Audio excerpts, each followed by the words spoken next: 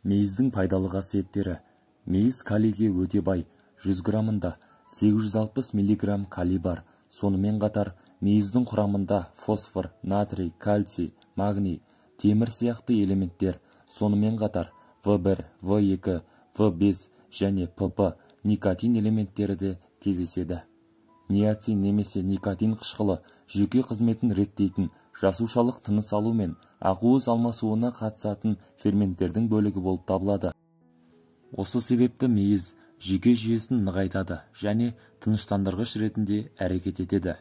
Мейізге соншалықты бай калий қандағы қышқыл негіз балансын реттейді, жүректің бұлшықет жұмысын белсендіреді, жүйке импульстарын берілуін жақсартады. Сонымен қатар, бүйрек пен терінің жұмысын жақсы әсер етеді екен.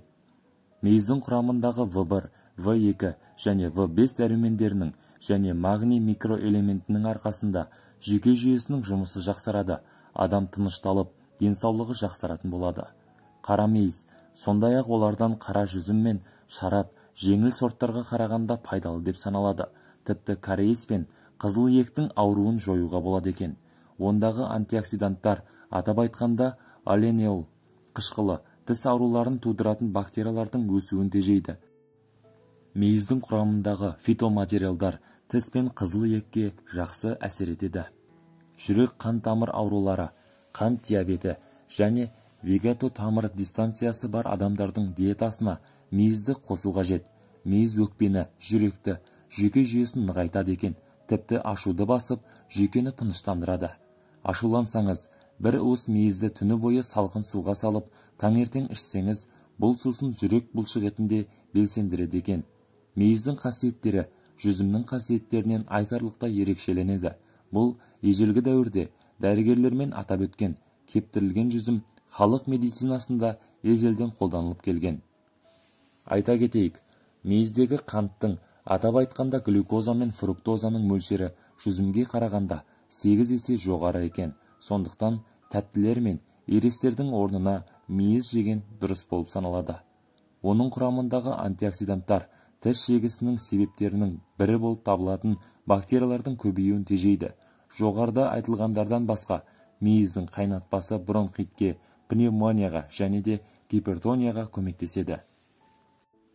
Құрметті оқырмандар, қазақ тілді арнамыздың дамуы үшін арнамызға тіркеліп, лайк басып және осы видеоны жақындарыңыз бен достарыңызбен бөліссеңіздер болады. Видеоны соңына дейін көріңіз, сіз естіп білмеген ақпараттар болады деп сенемін. Мейіз қанттың жоғары болуына байланысты қант диабетімен ауыратын адамдарға ұсынылмайды, бірақ төтенше жағдайларда бұл ауру болған кезде 15 минут бойы аздап қайнатылған мейіз жеуге болады. Ашық туберкулезде және ауыз қуысының ойық жарасында мейізді қолдануға болмайды екен, өйткені олар бұл ауруларды күшейтуі мүмкін. Мейіздің қауіпті қасиеттері.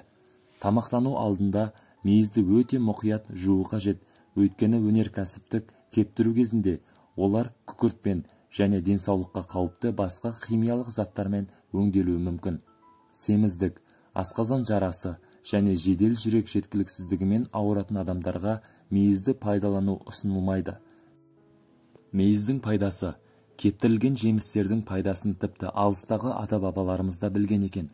Олар оны тамақ дайындауда да, халықтық медицинада да кеңінен қолданған.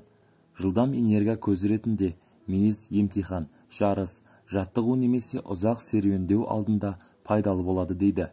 Мейіздің тыныштандыратын әсері ондағы никотин қышқылының және В1, В2 және В5 дәрумендерінің болуымен оңай түсіндіріледі. Мейіз жүйке жүйесін тыныштандырумен қатар тіпті ұйқыны да жақсартады екен. Мейізге өте бай калий бүйрек қызметі мен тері жағдайына жақсы әсер етеді. Оның диуретикалық әсері бар, ол организмнен улы заттарды кетіруге көмектеседі. Мейіз қанды тазартады екен, жүрек ауруларына көмектеседі. Ауыр стресстен кейін спортшыларды қалпына келтіреді, миды белсендіреді және жүйке импульстарының өтуін жылдамдатады екен. Сонымен қатар, мейізді пайдалану гемоглобин өндірісін белсендіруге, қан түзілу процесін қалыпқа келтіруге, жүректің жұмысын қалпына келтіруге, қан тамырларын нығайтуға, кариестің дамуын болдырмауға және тіс эмалін нығайтуға көмектеседі. Дегенмен, мейіздің арқасында сіз мигрен мен депрессиядан арылуға, ұйқыны жақсартуға және дененің жалпы жағдайын жақсартуыңызға болады. Мейіз қабығы жұқа, сүйегі аз немесе сүйексіз, құрамында 20% жоғары қанты бар жүзімнен кептіріліп дайындалатын жеміс. Мейіздің құрамында 87,5%-ға жуық қант болады екен. Мейіз дәмді жеміс, оны шырын су, пудинг, квас дайындауға, сондай-ақ кондитер және ұн тағамдарын пісіруге пайдаланылады. Бауыр адам ағзасындағы ең бір маңызды орган екенін білесіздер. Ол үшін гепатит А, В және С цирроздары аса қауіпті екен. Сондықтан бауырға күтім жасап тазалап тұру қажет. Оның ең бір оңай жолы мейіз бен су ішу арқылы тазалау. Алдымен ол үшін сапалы қара мейізді таңдап аламыз. Сырлы ыдысқа 3 стакан су мен 1 шынаяқ мейізді саламыз. Содан кейін 2 минут қайнатып 24 сағат тұндырып қою қажет. Келесі күннен бастап таңертең 1 шынаяқтан ішіп жүріңіз. Оны ыстық және салқын күйінде де ішуге болады. Мүмкіндік болса 1 апта ішкен абзал. Әрі осы күндері майлы тағамдар мен алкогольді, зиянды ішімдіктерден бас тартқаныңыз дұрыс болады.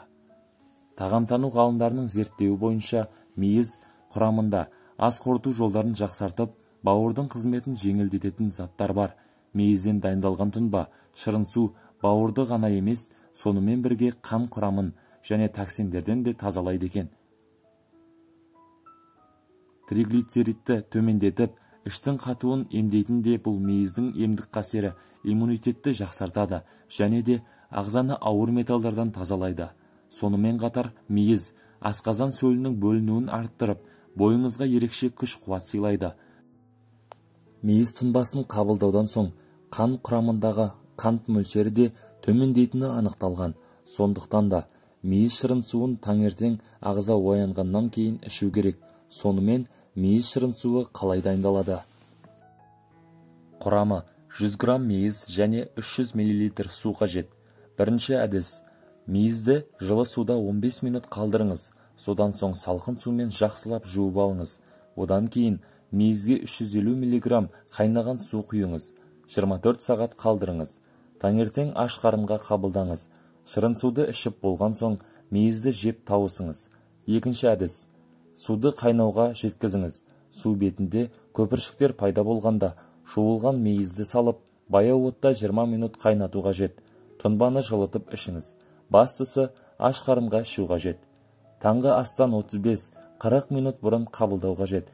Негізі күнде түнде тұнба даярлап, таңертең ішкен дұрыс. Мейіз нәрсуының кереметін 4 күннен соң ақ байқайтын боласыз. Жалпы 1 ай бойы қабылдап ішу қажет болады. Адамдардың көптігі мейізді жақсы көреді, бірақ оның пайдалы қасиеттері туралы тек бірнеше адам ғана біледі.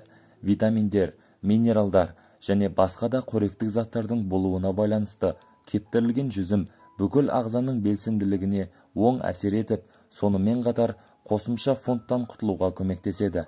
Соңғы зерттеулер көрсеткендей, кептірілген жүзім артық майдан құтылуға көмектеседі және ас қорытуды оңтайландырады екен. Іш қатуды жеңуге көмектеседі. Мейіз құрамында ыдырайтын өнімдерден ішек тазартатын және перистальтикті жақсартатын талшық бар. Салмақты жоғалту кезінде, әсіресе қатты диетаны байқаған кезде, кептірілген жүзім денедегі қоректік заттардың жетіспеушілігін толтыруға көмектеседі екен. Құрметті достар, видеомыз аяқталды. Егер видеомыз ұнаса, арнаға тіркеліп, лайк баса кетіңіз.